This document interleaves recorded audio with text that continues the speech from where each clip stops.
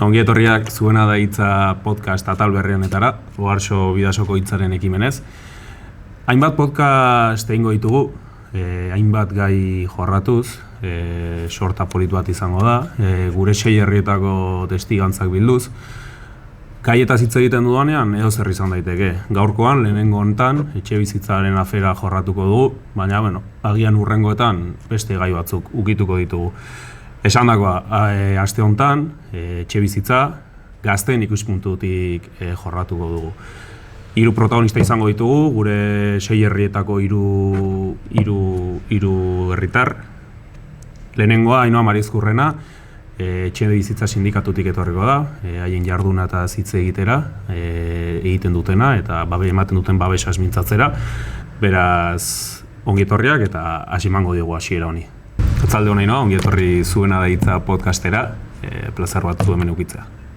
Arratsaldeon. Jende jakin dezan, pixka funtsian, zer den etxebizitza sindikatua, nondik datorren, praktikotasunean ere Oharso aldean zer egiten duzuten, hori azalduko bazenidak. Noski. Etxebizitza sindikatua sortzen da Euskal Herriko Kontseilu Sozialistaren baitan, esan dezakegu tresna bat dela Euskal Herriko Kontseilu Sozialistarentzat eta erantzuten dio etxebizitzaren arazoari eta bertan kaltetuak diren edo anbito horretan kaltetuak diren pertsonei laguntza ematen diogu, ez da? Adibidez, alokairua ordaintzeko aukera ez daukatenei edo etxe bat izateko aukera daukatenei, abusu klausulak jasotzen dituztenei, eta horrela beste 11 ikus dezakegu pertsona bakoitzak eduki dezakela arazo edo detaile minimo ezberdinaz. Eta horren aurrean aholkularitza juridikoa ematen dugu eta horrez gain saiatzen gera etxebizitzaren arazoa ere kalera ateratzen, mobilizazio desberdinak egiten eta irakurketa hori ere gizartera azaleratzen eta ekintza presio desberdinak egiten edo dena alakoa. Esango nuke garrantzitsua dela esatea kaltetuekin batera egiten degula lan eta ez kaltetuentzat. Ze iruditzen zaigu gizarte komunista baten eraikuntza bidean, proletalgo iraultzailea dela sujetu bilakatu behar dugunaz, eta orduan iruditzen zaigu kaltetuak berak izan behar duela, lehen lerroan jarri behar duena, bere arazoaren aurrean ere aurre egiten. Azken urtetan Oharso aldean egon zerate, sortu zenetikan, zuk esan duzu ez, arazo horiei edo laguntza horiei erantzuten. Zer nabarmenduko zenuke, nolako izan dira azkeneko urteak? Ze egoera ikusten duzute kasu hontan Oharso aldean etxebizitzaren inguruan? Laguntza asko eskatzen dizuete, babesa ematen duzute, funtzionatzen duen zerbait da, nola? Telefono bat daukagu zabalpena egiten duguna eta dei deixente jasotzen ditugu. Asko eta asko, hori esan dugun bezala, aholkularitza juridikoarekin bideratzen ditugu. Eta gero badira prozesu batzuk, borroka prozesu batean ere amaitzen dutenak, izan eskaleriasen kasua, trintxerpen. 2 urte daramatzagu bizilagunekin batera horrekin borrokan. Labur bilduz bada portuak eta Eusko Jaurlaritzak egin duten tratu baten arira, trenbide bat egin nahi dute, trenbide geltoki bat egin nahi dute etxebizitza horien ondoan, etxebizitza horiek portuarenak dira, eta bertan bizitzen daramaten familiak, dauden familiak 60 urte daramate bertan bizitzen. Eta, negozioa erdian dagoen tartean, ikusten dugu, hemen ere pertsona hauen bizitzak ez dutela bat ere balio, ez? Eta horre eman dugun prozesua izan da, etengabeko negoziaketa saiakera bat portuarekin, baina hasieratik eduki duten jarrera bastante miserablea izan da, egia esan. Tratu pertsonaletik hasita bizilagunekiko bukaera arte eraman duten bidearekin, adibidez duela 2 aste titulartasuna zuten pertsonei eskainiz kalera bota zituzten, horrela esan da, ze, bueno, eskaini zietena miseria bat izan zen, duela 2 urte, egia da ere esan behar dugula, borrokaren bitartez lortu dela beste 2 urte bertan jarraitzea, eta orain eskaintzen zieten bakarra mehatxupean bazen edo onartzen dezue ematen dizuegun azkeneko hau, edo titulartasunak entzen dizuegu. Orduan, behartuta sentitu dira hori onartzea ere. Eta gero bestetik badaude bizilagunak titularrak ez direnak, eta hoiei miseria gorria, kale gorria besterik ez diete eskaintzen. Eta egia da, hoiek orain zai daudela etxegabetzaren data noiz iritsiko. Adibidez. Egia da podcast honen oinarria adibidez zentratu dugula gazte hongan, ez? Kasu honetan zuek militantzia honetan, gazte bultzatutako zerbait izan da hainbatean, ikusten duzute kontzientzia hori badagola gazten artean, lehen esaten zenun, nabarmentzen zenun, garrantzi ematen dizutela ere kalean aldarrikapen horiek egiteari, kaleak hartzeari. Gazten artean badago kontzientzia hau gaur egun dugun egoerataz? Kontzientzia zaila da, Ze alde batetik esan dezakegu etxe bizitzaren problematika guztiok bere gain hartzen dugun arazo bat badela azken aldian, ez? Arazoa denok ulertzen dugu arazo bat dagoela etxe bizitzarekin. Kontua da horren aurrean hartu ditzakegun jarrerak edo saltzen zaizkigun soluzioak ere, irensten ditugula eta gutxi batzuk uste dutela, ez dakit, sistema kapitalistak jartzen dituen mugen aurrean hori askatzeko aukera bat badagoela sinestea zaila du orokorrean edozein pertsonak, ez? Ondo esplikatzen naizan. Esan dezakegu, gaur egun adibidez etxe bizitzaren aurrean jartzen diren izerrakit erreforma desberdinak, ez? Izan eremu tentsionatua, adibidez, Barsoaldean, Oiartzun, Orereta eta Pasaia dira eremu tentsionatuko herriak. Eta, saltzen dena da edo, adibidez, puntu bat, izan daiteke, alokairuaren prezioari eustea, ez?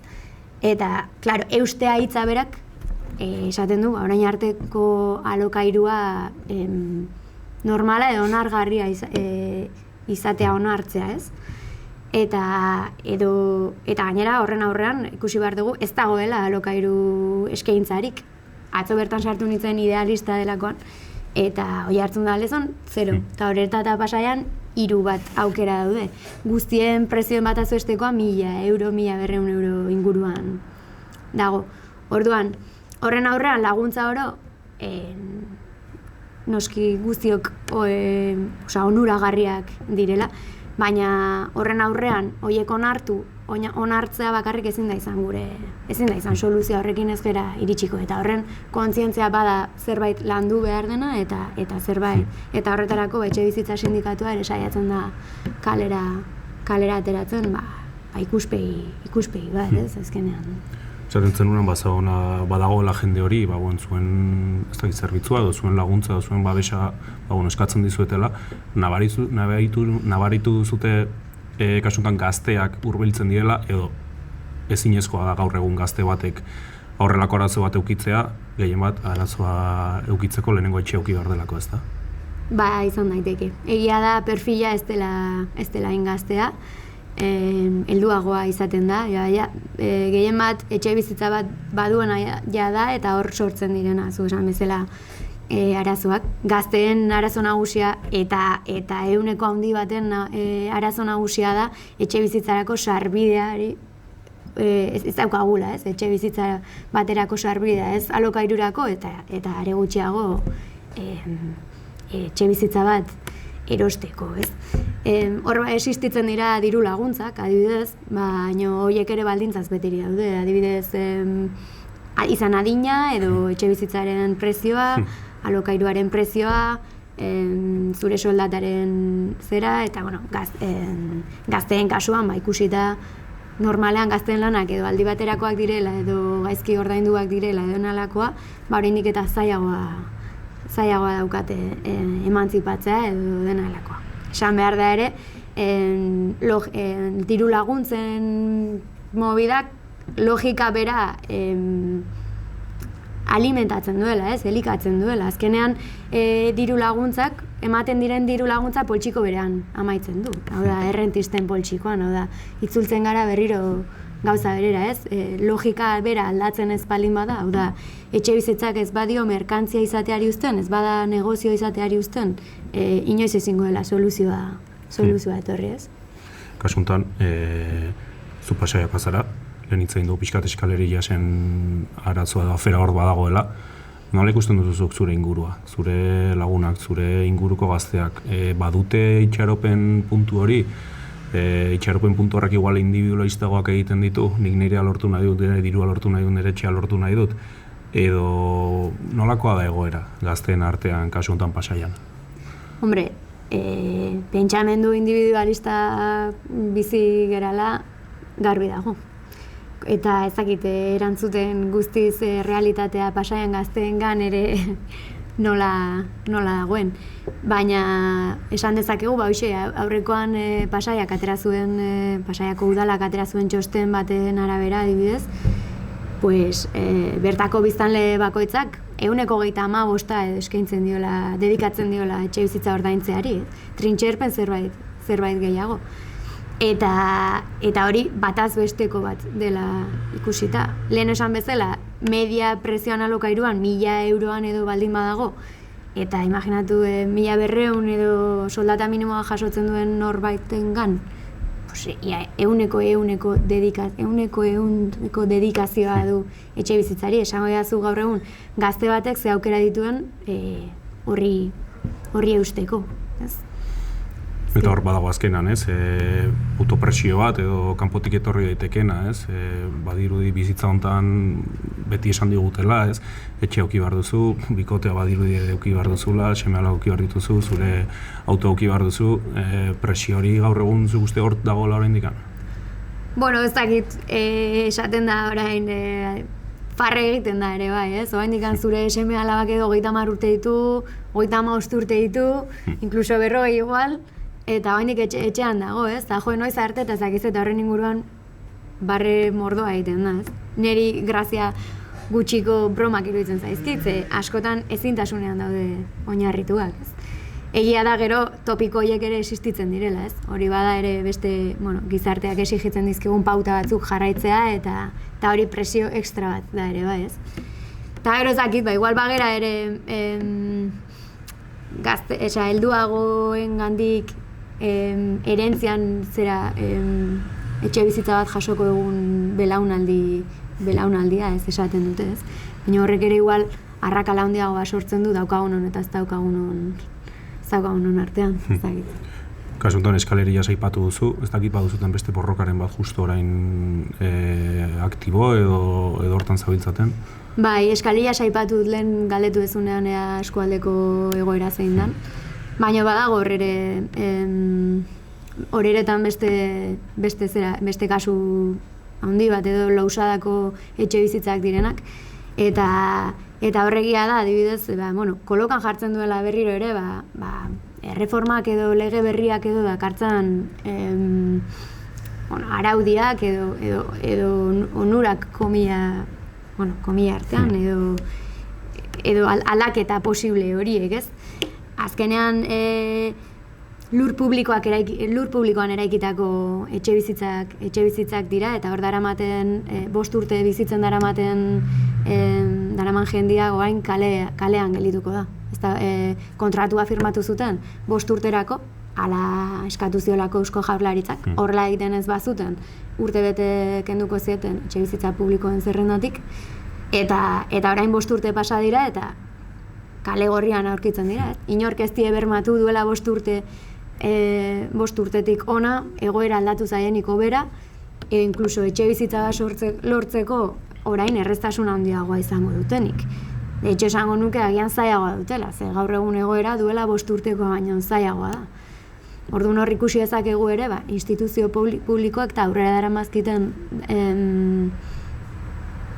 zeren aurrean, aldaketen aurrean, limite garbi batzuk existitzen direla. Aste honetan berri auki dugu, Pasaia eremu tentsionatu izendatu dutela, zuen aldetikan lehen aipatu duzu, baina soluzioa hau da? Bueno, ez.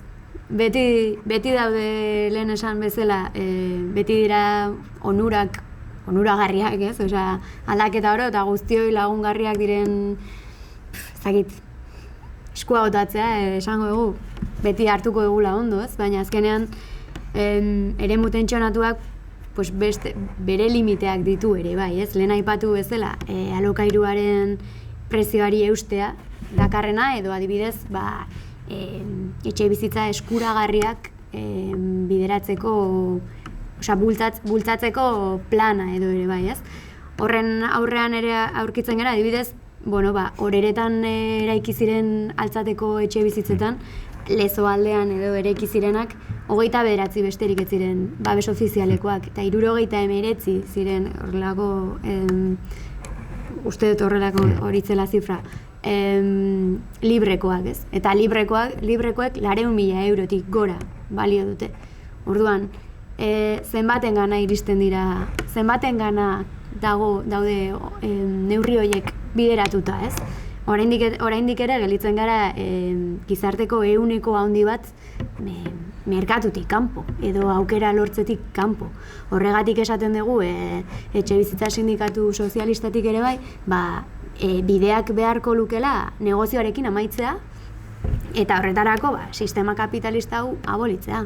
Horregatik ikusi nizten dugu, langile klasearen antolaketan eta antolakuntzan eta independentzia politikoan jarri behar dugula indarra, ez? Eta guztion garantzat edo langile klasearentzako bizi baldintzak hobetzeko, horrek beharko lukela bidea, beste hartzen diren beste neurri guztiak dira guztiok konten mantentzeko erraminta bat, baina ez bada jabetza pribatua zalantzan jartzen, ez badira okupazioaren aurkako legeak deusezten, ze gero eta zorrotzagoak dira. Ez badira etxegabetza gelditzen, eta ez badira gauza horiek guztiak lege hauek ez dituzte bermatzen. Orduan, da zerbait da sistema bat porrot egiten ari dena, eta partxeak jartzen ari garen horren gainean. Orduan, gu animatzen dugu pertsona oro, zuk lehen esan bezala, kontzientzia horren garapenean, arduratu dadin, eta edornor animatzen baldin bada, etxe bizitza edo interesa badu, etxe bizitzaren sindikatuaren jarduna gehiago ezagutzeko, animatzen dugu hurbiltzera, eta bestela ere, lusa eta eskaleriaseko deialdiekin, hemendik gutxira aurre ikusten dugula izango direla, etxegabetzak, bizilagunei ere eta kaltetuei babesa ematera hurbiltzeko. Gaur beraiek dira eta bihar zu izango zera. Ados, mila eskerrik noa gurean egoteagatik eta animo. Eskerrik asko, zuei. Bigarrenez Laia Urreta Bizkaia, Errenteriko gaztea, ikasketak bukatu berriak, etxebetik atera nahian, eta horrek dituen zailtasunak, erronka hortan da bilena. Arratsaldeon, Laia. Arratsaldeon. Lehenengo galdera moduan, planteatu nahiko nuke, zure iritzi bat jasotzearren, nola ikusten duzuzuk egoera gaur egun gazteongan? Erraza da etxe bizitza bat lortzea, ze bide daude, ze oztopo daude? Hasi nahiko nuke igual datu batzu botatzetik, ez? Gazteen Euskal Behatokiak eta Euskal Autonomia Erkidegoko datuak dira, zehazten du gaur egun emantzipazioko bataz besteko adina dela 30 urtetakoa, eta gainera zehazten du galdeketen bidez, ez, irudikatzen duguna gazteok adin ideala bezala izango litzatekela 24 urte, hau da 6 urteko saltoa dago nahiko genukenaren eta benetan lortzen dugunaren artean agian kasu honenetara jota, ez? Hortaz gain, gazteok behar degula gure soldataren 50% baino gehiago inbertitu izan alokairu edo hipoteketan. Eta 24 urtetik berakoen kasuan gainera 70%era egotzen dela inbertsio hori, ez? Eta nahiko kontrasakorra da Eusko Jaurlaritzak azkenean adierazten dulako 130ko inbertsiotik gora gainkarga bat dela. Beraz, ondorioa da ez dagoela bat ere erreixa Euskal Herriko gazteontzat emantzipatzea bera. Gainera, datu hauek ekartzen dutena da ere, azkenean bakarrik emantzipatzea ezinezkoa dela, eta eramaten gaitu honek logika berdinaren birprodukziora. Azkenean bikotean emantzipatzera, familia nuklearran berprodukziora, eta berriz gurpil berdina elikatzera, ez? Eta beraz, krisi kontestu honetan ezinezkoa dela ia beste bizi proiektu batzuk eta alternatiba batzuk irudikatzea bera ere. Beraz, guzti honetan aipamen bat nahiko nuke borroka feministak eman digun aukerari, azkenan guzti hori desnormalizatu eta beste eredu batzuk ikusarazteko orduan, ez? Lagunekin komunitatean bizitzeko aukeren inguruan. Beraz, zaila da, egoera oso zaila da, baina ez daukagu beste aukerarik, edo lagunekin etxe bizitza partekatzea, edo gurasoen etxean bizitza baino aukera daukagunon kasuan. Kasu honetan hitz egiten zenun pixka ziklo hortaz, ez? Gure gurasoak, familia nuklearrak, aurreko belaunaldiengatik zuk sentitzen duzu badagoela presio bat gaur egungo gazteriangan etxe bizitza lortzeko, kanon guzti horiek betetzeko, gehien bat etxe bizitzaren arlotik? Nik egia da nire egunerokoan ez dutela esplizituki presio hori bizi, ez batez ere nire gurasoen gandik, eta uste badagola kontzientzia bat beraien gazte garaien eta gure gazte garaien arteko arrakalaren artean, ez?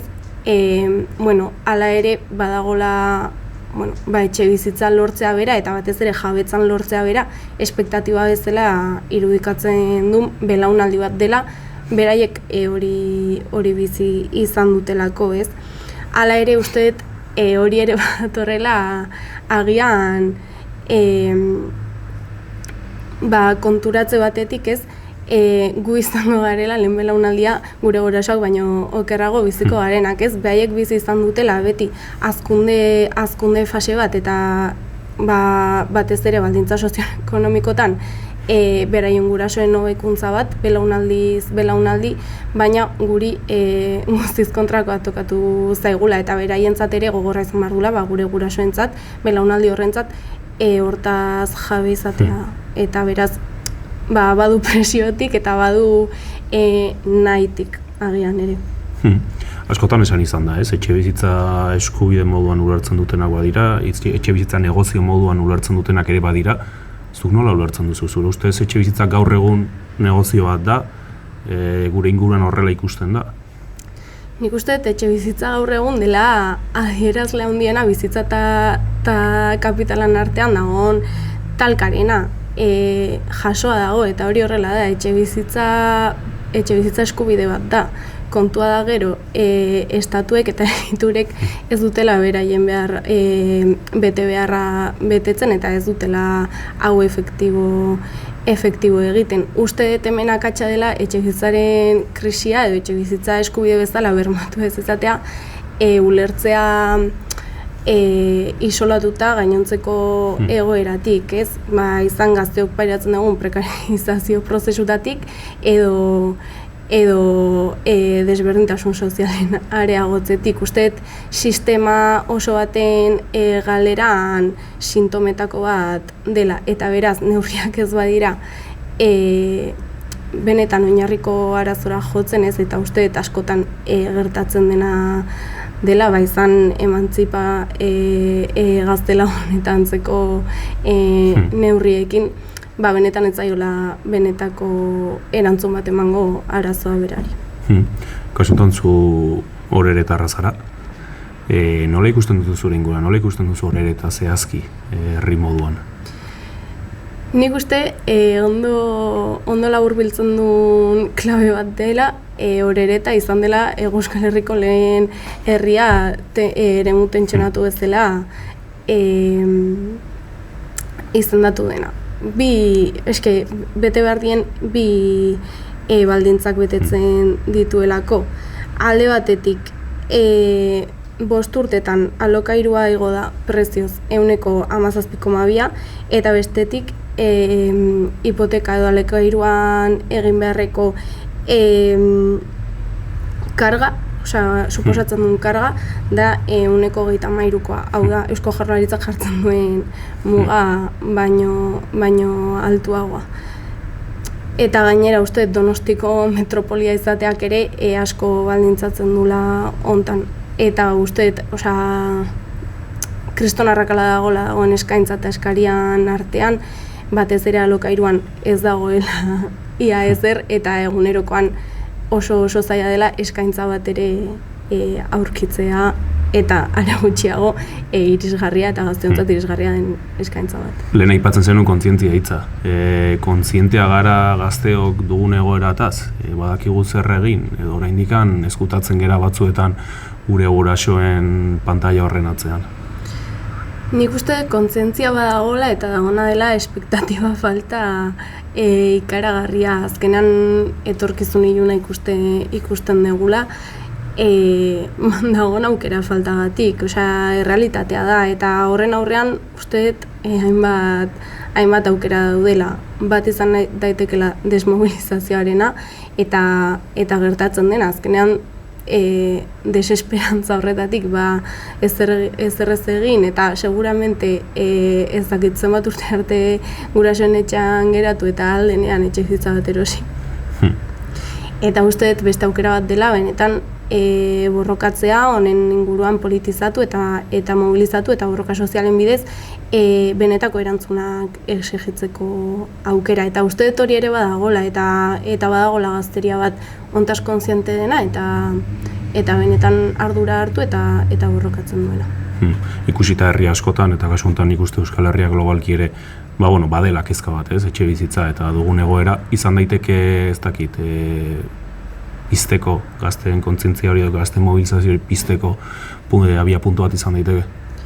Bai, inongo dudari gabe, inkesta guztiak erakusten dute gainera, kezka nagusia dela, ja ez gazteengan, gazteak kolektibo zaurgarria gea gai honetan, baina egia da geroz eta arazo sozial zabalagoa dela, eta gure eskubide bat ikutzen dabiltzala, eta gure eskubideak ikutzen dituztenan uste aktibazio bat sortzen dela eta hori nabari dela. Ados, mi esker Laia gurean egoteagatik eta hurrengo arte. Zuri. Eta azkenik Patxi Muñoz, Hondarribiko herri mugimenduan eta herri eregiletan hainbatetan ibilitakoa eta haren herria ederki ezagutzen duena. Arratsaldeon, Patxi. Opa, arratsaldeon.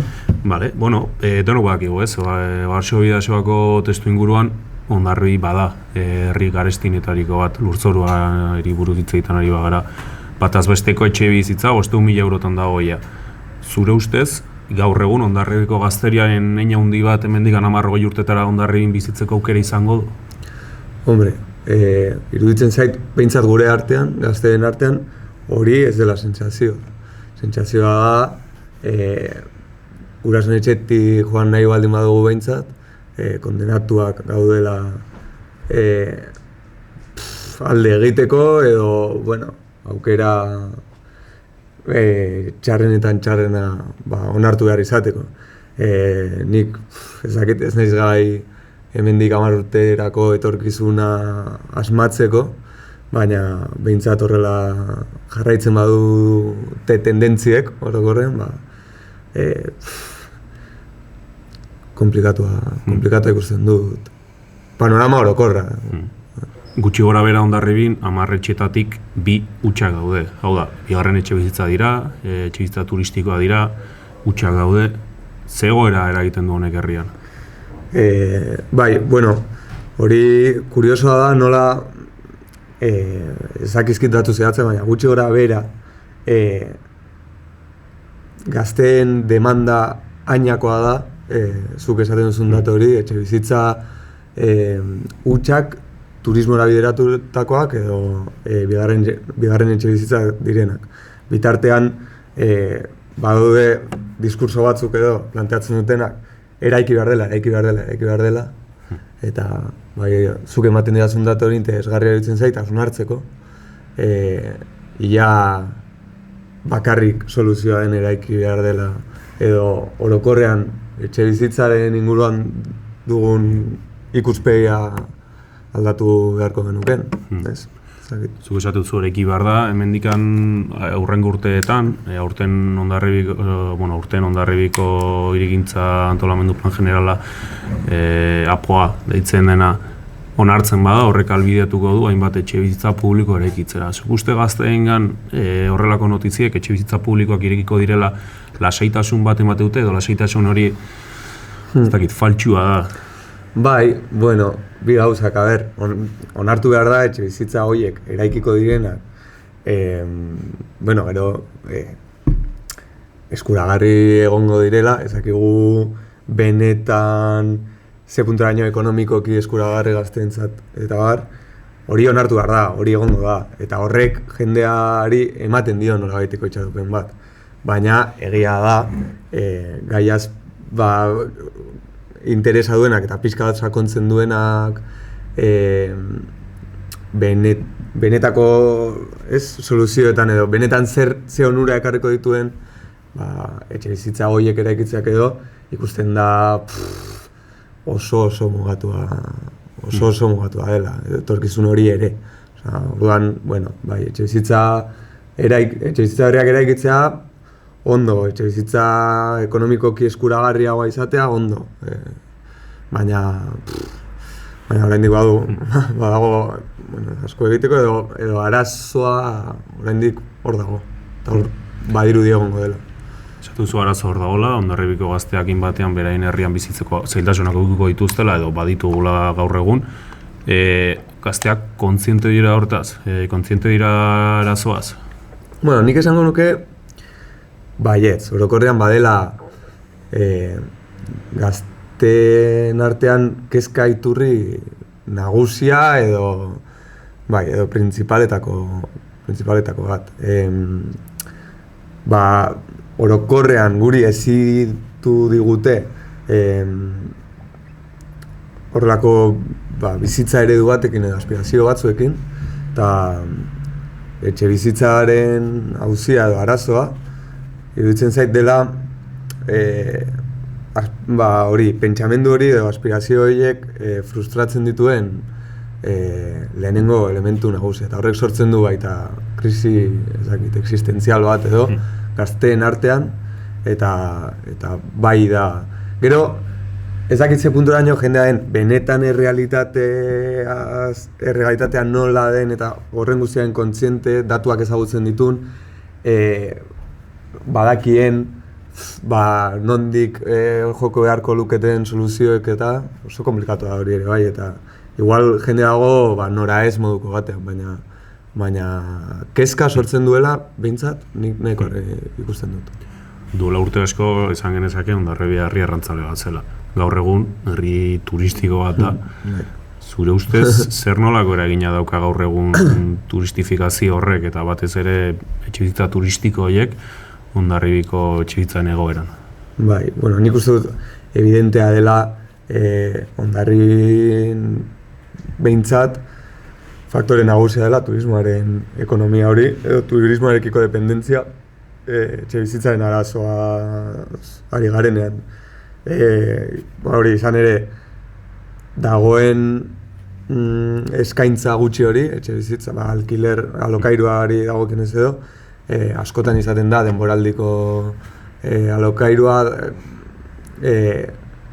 normalean etxe jabeek badutelako txoiazo hori, ez? Eta ezin dugu ahaztu ere, etxe jabe, herriko etxe jabe txikiak edo nahi dutela krisi momentu honetan edo dekadentzia ekonomiko momentu honetan nahi dutela mantendu eta etxe bizitza dela beraien aktiboa mantentzeko beraien posizio ekonomikoa edo. Eta orduan turismoak baimentzen diona da jende bateri mantentzea bere posizio hori eta belaunaldi berriak hortik, ekuazio hortik kanpo gelditzea, moduren batean.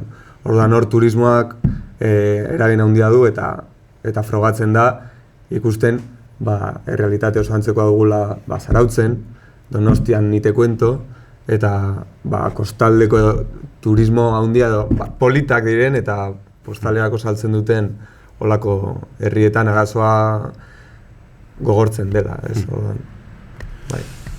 askotan esan izan da, Hondarribia badela gehien bat Espainiatik etortzen diren jende askorentzako udaleku, bigarren etxe hori hemen dutela, egiten genuen etxe bizitza turistikoetaz, baina bigarren etxe horiek egin handi bat dira, proportzio handi bat dire. Hori nabaritzen da ere, esan edute udan, Hondarribiko populazioa ia bikoiztu egiten da. Bai, argi dago. Bueno, gainera hori guk ezagutzen dugu, badaude herri asko beraien ekonomia mota batik udaran ustutzen direnak, ez? Eta guk ezagutzen dugu, udaran zenbait kaletatik ibiltzea komplikatua egiten da, eta guzti. Eta deneok ezagutzen ditugu etxe bizitza bloke praktikamente osoak, neguan zehar erdi hutsak daudenak. Eta gero udaran goraino betetzen dire. Orduan, kontuan hartuta zein den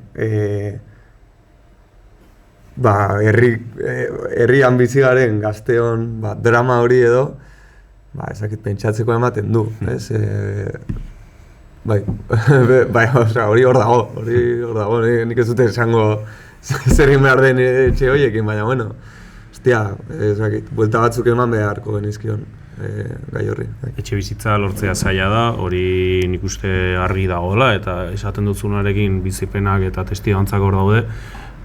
Zuk baina baritzen duzu aurreko belaunaldietaz, gure gurasoetaz, gure ito nagunetaz, jasotzen dugu presioa gazteek etxe bizitza lortzeko, emantzipazio hori lortzeko, beharrezkoa dela esaten digute? Bai, ezakit zuzenean gure gurasoek edo familiek edo helduek edo ezakit zuzenean, baina badagoela ezakit pentsamendu orokortu hori, ez? Gizartean, bizitza ulertzeko modu jakin bat, bizitza aspirazioak lehen esaten izun bezala, eta badirudi, badago ideia hori, emantzipatzen ez baldin bazera, nolabait individuo bezala porrot egin duzula. Nik baita ideia horrekin polemizatu nahiko nuke, edo, esan dut, zalantzan jarri beharko genukela baita ideia hori. Bestalde, ezin daukatu, horrek ez digula balio behar normalizatzeko, jendea egotea ezin emantzipatu eta ezin bizitza proiektu propio emantzipatu bat aurrera ematea. Eta hori ez da bakarrik etxe bizitzaren ez da bakarrik etxe bizitzaren arazoa hori baldintzatzen duena. Haude, beste hainbat faktore anitzak. Baina, etxe bizitzaren hauzia lehen esaten izun bezala, uste dela kanal nagusia, ez, kontraesan horiek elkartzen diren eremua edo. Laburbilduz, eta hau duela pare bat urte neko goiak ustut esaten zuela, zerrate sinistu behar dugu jaio garen herrian hilko garela. Hori bada Hondarribiko egoera, ez, esaten duzuna bixat, ez dakit, obligatuak, behartu gaude Hondarribitik ateatzera Hondarribiko gazteok. Eneko goiak hori esate, egiten zait, inteligentziari insulto bat, eta joan da ia bera, ez? Bere herritik. Baina, berak segurazki du etxezitza bat ez gehiago, eta beste hainbat negozio. Baina, herritik joan behar herritik joan behar baldin badera, joan behar bera, baina ez duguna egin behar da, salatzeari utzi, ez? Eta herrian bertan eragiteari eta borrokatzeari utzi. Hori da iruditzen zaidan benetan ez duguna onartu behar. Emantzipatzeko aukera bakarra baldin badugu herritik atetzean, atera gargo, era. Baina hori ez da onartu behar dugunik. Horrek ez du esan nahi onartu behar dugunik. Asunto hori normalizatu behar dugunik eta esan behar dugunik, listo, horrela dago kontua eta ezin da zer egin, horren aurrean. Horrela ez ba, senyora. Esaten zenuen, bai hitzain duzu ez, Hondarribiko gaztei buruz, Hondarribiko gaztea duten zailtasunei buruz, baina zuk pertsonalgi zure inguruan ikusi dituzu etxe bizitza eredu desberdinak, hau da, badira bikotekin joaten dira, badira lagunekin joaten direnak, nola ikusten duzuzuk pertsonalki inguru hori? Bai, bueno, askotan ikusten duguna da, lehenengo etapa bezala, emantzipazioak baditula horrelako etapa desberdinak, eta lehenengo etapa gisa lagunekin atetzearen kontu hori, hainbat lagun elkartu, eta alokairuan pisuren batean sartu, eta horrek egiten du pixkat sostenigarriagoa bezala emantzipatzearen aukera. Baina gero bai orokorrean denek ikusten dutela etapa transitorio bezala, gero edo bakarrik edo bikotearekin emantzipazioa egonkor edo definitiboago bat bilatzeko. Hori, bueno, nire inguruan gehienak gurasoen etxean bizi dira. Eta iruditzen zait urte luzez horrela izango dela. Baina ikusten da, batzuk ja ari dire lagun batzuen artean elkartzen eta horrelako planteamenduak egiten, batzuk eduki dute sortea eta bikotearekin joan dira.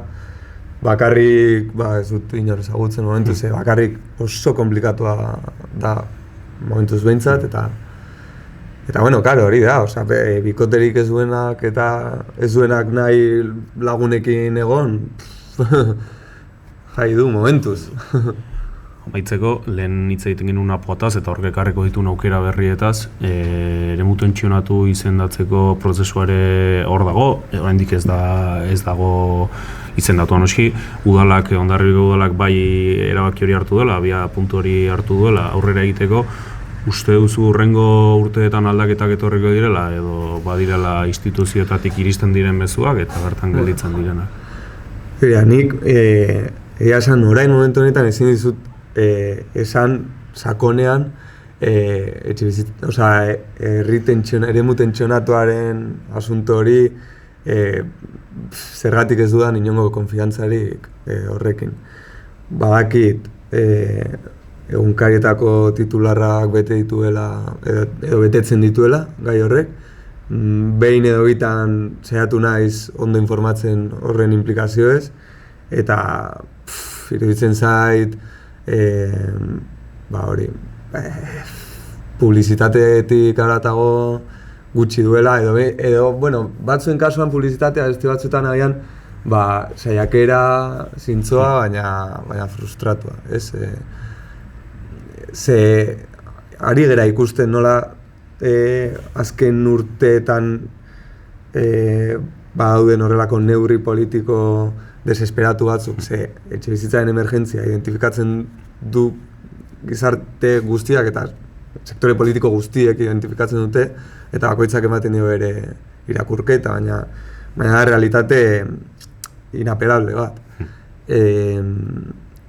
Eta ikusten dut badagoela horrelako desesperazio punto bat politika publikoetan, ia zer egin daiteken, baina ez dena inondik inora zalantzan jartzen da, etxe bizitza, negoziorako aktibo bat izate hori ez da zalantzan jartzen. Hori da, ez dena inoiz ikutuko. Eta hori ikutzen ez den bitartean eta benetan planteamendu erabat eraldatzaileak mahai gainean jarri arte, iruditzen zait,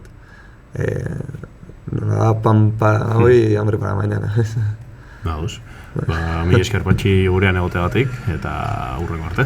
Bai, zuri eskerrik asko, mi esker. Samezala jorratu dugu etxebizitzaren afera, gazteen ikuspuntutik. Espero gustuko itzana atal berria, zuena deitza, Ohartxo Bidasoko hitzaren ekimenez, eta hurrengoan espero dizuegu gurekin. Mi esker eta hurrengo arte.